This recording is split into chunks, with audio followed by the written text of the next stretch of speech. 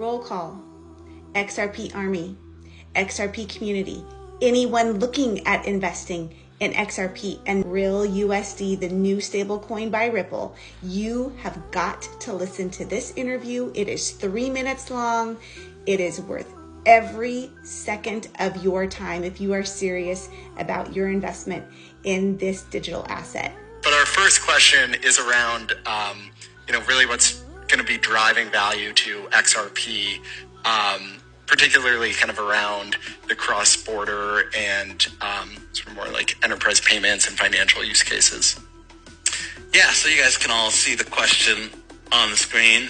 I think the big thing that's gonna keep XRP in its central role is its privileged place on the XRP ledger. XRP is the only token that you can pay transaction fees in. It's the only token that every account can receive. The payment engine during pathfinding always looks for XRP liquidity first, and XRP is auto-bridged through the order book, so XRP liquidity is sort of preferentially taken over to other types of liquidity just from order crossing. So XRP is always going to have a special place as a sort of liquidity tool on the XRP ledger.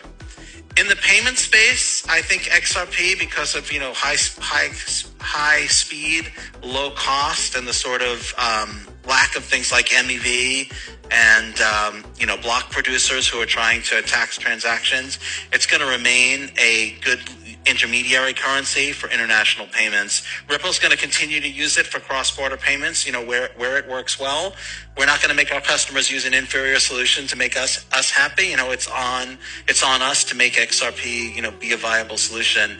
But again, the big thing, I think one of the things probably motivating this is the launch of the stablecoin with the idea that one will cannibalize the other.